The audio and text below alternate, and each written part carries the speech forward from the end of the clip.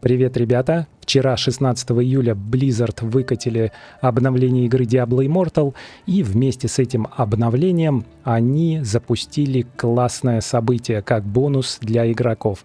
Это зеркальные самоцветы. То событие, которое мы все с вами ждали. Давайте с вами войдем в игру и посмотрим, какие обновления в игре появились, а также испытаем удачу с зеркальными самоцветами.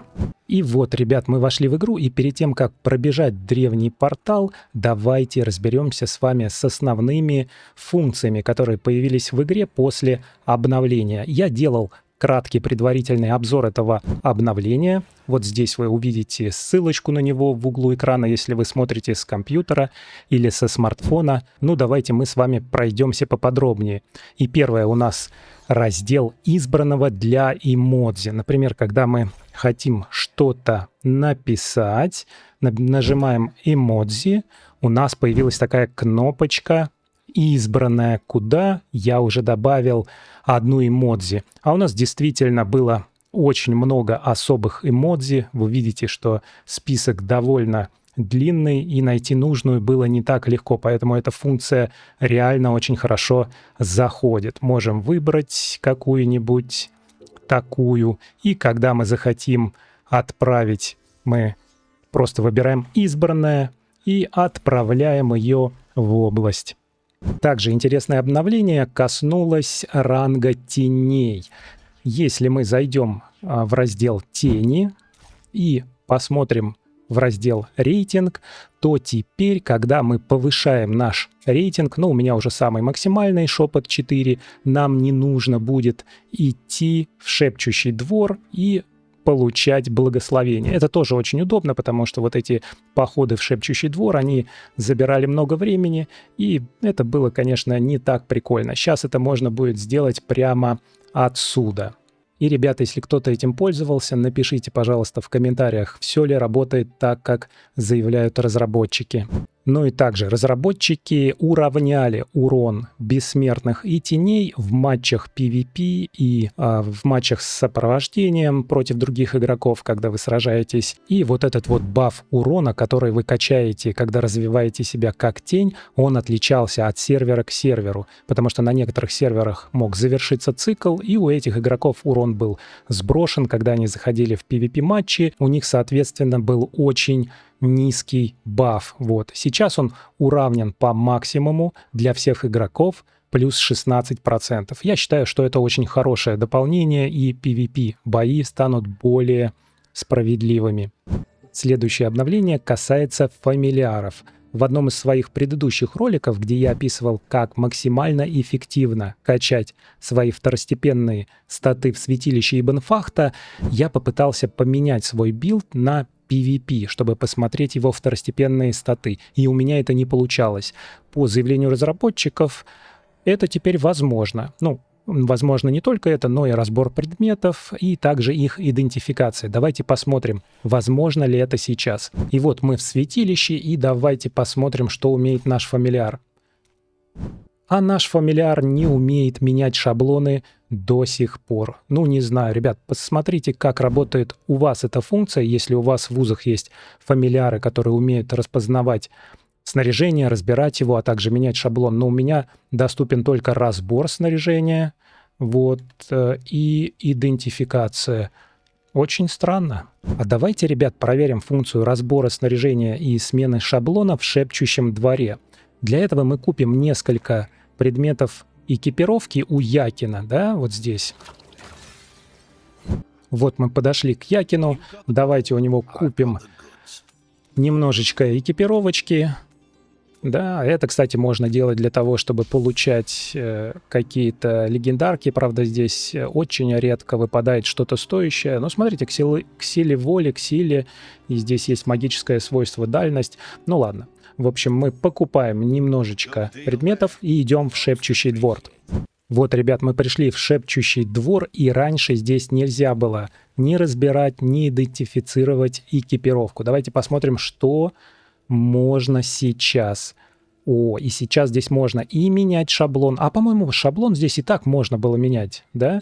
Мы же меняли всегда шаблон, чтобы поучаствовать в битве теней, потому что для фарма сокровищнице ты используешь один билд, для PvP-битвы и битвы теней вот ты используешь другой билд, и не нужно было для этого выходить. По-моему, я и раньше менял, но разбирать предметы здесь было нельзя. Я помню, что все время подходил к кузнецу. Сейчас это можно сделать, и наш фамильярчик убегает разбирать предметы, и сейчас он прибежит.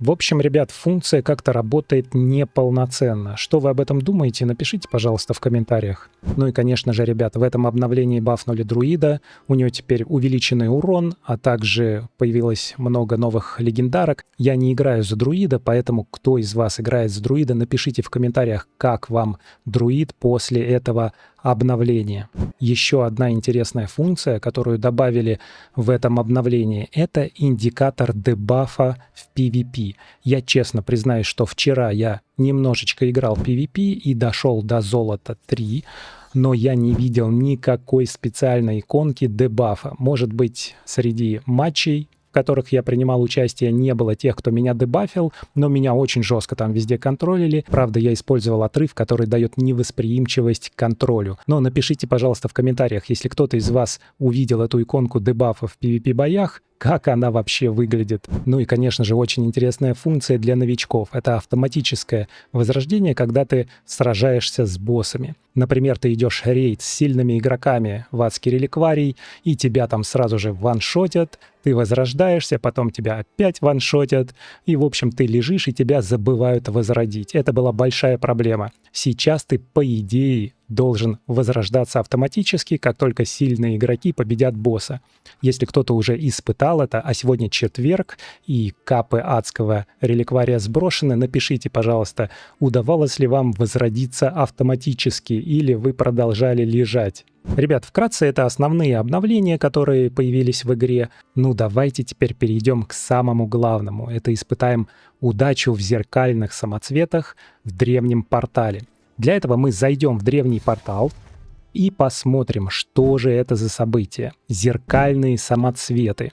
При активации добавляет к добыче еще один легендарный самоцвет того же типа, что и основной. Можно использовать только один раз. Ребят, это ключевой момент. Если вы добавили сюда 10 глифов и побежали в портал и забыли поставить эту галочку, то вы свои 10 глифов потратите впустую. Ну, у меня их гораздо больше 10, так что я могу забыть нажать эту галочку. Но самое ужасное, если вы нажмете эту галочку и используете обычные глифы. Ребят, это событие, оно реально очень крутое и помогает бустануть количество легендарных камней, которые мы получаем в игре без доната. Напомню, что у меня на канале есть классный ролик о том, как получать 28 и даже более легендарных глифов каждый месяц. Пожалуйста, посмотрите его, вы не пожалеете. В общем, мы посмотрим, что у нас здесь под иконкой «И», а там подробные правила. Я не буду их читать, но смысл в том, что во время зеркальных самоцветов вы можете только один раз получить бонус из дублей всех этих самоцветов. И если вы использовали непривязанные глифы, то тогда у вас дубль будет привязанный. Это нужно учитывать. И я, ребят, хочу использовать именно непривязанные глифы, именно вечные легендарные. Но вы видите, что у меня их только 4 штуки. Откуда взять еще 6 штук? Ну, смотрите, у меня есть такой ресурс, называется мерцающий уголь. Мы на него сможем купить 1300, это еще 4 глифа.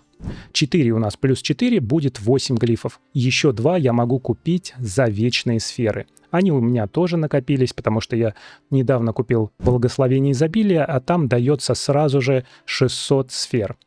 Давайте купим глифы и пойдем обменяем наш мерцающий уголь на вечные легендарные глифы у подмастерья ювелира. Итак, у продавца глифов мы покупаем 2 вечных легендарных глифа. Кстати, я еще не забрал вечный легендарный глиф, который можно получить по купону, проходя рейд адского реликвария вместе с отрядом. Но это я сделаю позже, ничего страшного. Покупаем 2 штучки. Итого у нас уже их 6. Теперь, ребят, мы подбегаем к нашему подмастерью ювелира и покупаем несколько вечных легендарных глифов за мерцающий уголь. Ну, насколько нам хватит, Ну, ровно на 4 штучки. Создаем их. Итого, ребят, у нас 10 вечных легендарных глифов. Ну что, пойдем испытывать удачу. Итак, ребят, добавляем сюда вечные легендарные глифы. Видите, у меня 10 штук уже. Добавляем. Изменяем приоритет, чтобы у нас пошли именно вечные. Подтверждаем. И обязательно ставим вот эту галочку. В следующем древнем портале вы получите за каждый легендарный самоцвет еще один похожий, дополнительный самоцвет, всегда персональный, а его качество определяется случайным образом. Окей, больше не показывать. Все, поставили галочку, 10 вечных легендарных глифов, поехали. Можно, смотрите, выбрать бонус. Ну, давайте выберем. Во время действия обстрела ваша скорость передвижения повышается на 30%. В принципе, нормально, и он не нарушит все мои характеристики. Ух, ну как, ребят, что думаете? Выпадет мне 5-звездный камень 5 из 5? Очень хотелось бы. Очень-преочень. Но игра жестока. Честно вам скажу. Многие бросали ее после того, как задонатили, и ничего не получали в этом древнем портале. Даже с зеркальными самоцветами. Я не очень люблю такого типа портал, потому что, видите, здесь он очень длинный, и вот ты проходишь достаточно дорого. Смотрите, легендарочка упала. Давайте мы ее возьмем. А еще вот этот лед постоянно появляется. Ты скользишь. Ну где уже наш босс? Ребят, это реально какой-то очень долгий портал был. Я тут немножечко смонтировал, да? Это же магия монтажа, что он быстро проходит. Но вон наш босс наконец-то появился. Ну что, пожалуйста. Мы его убиваем. И давайте смотрим. Какой цвет? Какой цвет? Твою мать. Ребят, сегодня у меня неудачный день. Ну, парочка двухзвездных, конечно же, есть. Ох, какая досада, какая досада. 10 непривязанных глифов и одно дерьмецо. Ой, ну давайте посмотрим, что у нас там. Ну, хоть что-то можно будет продать. Сила и власть, в принципе, довольно популярный камень. Немножечко я смогу вернуть платины.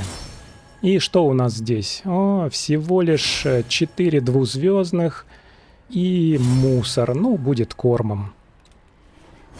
Да. Короче, ребят, я не могу это так оставить. Я хочу реванш. Так как у меня еще есть глифы, я пойду еще на 10. И надеюсь все-таки на хотя бы не привязанный, но 5-звездный камень. Добавляем сюда 10 обычных легендарных глифов и пробуем удачу. Но здесь, конечно же, точно повезет, да, и потом вот этот вот эффект пома, упущенные возможности, что надо было сначала идти с этими 10, а потом уже и с вечными легендарочками, чтобы у тебя был не привязанный, который можно продать 5-звездный.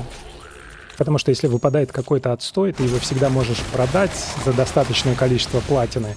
Ну и на платину купить что-нибудь стоящее.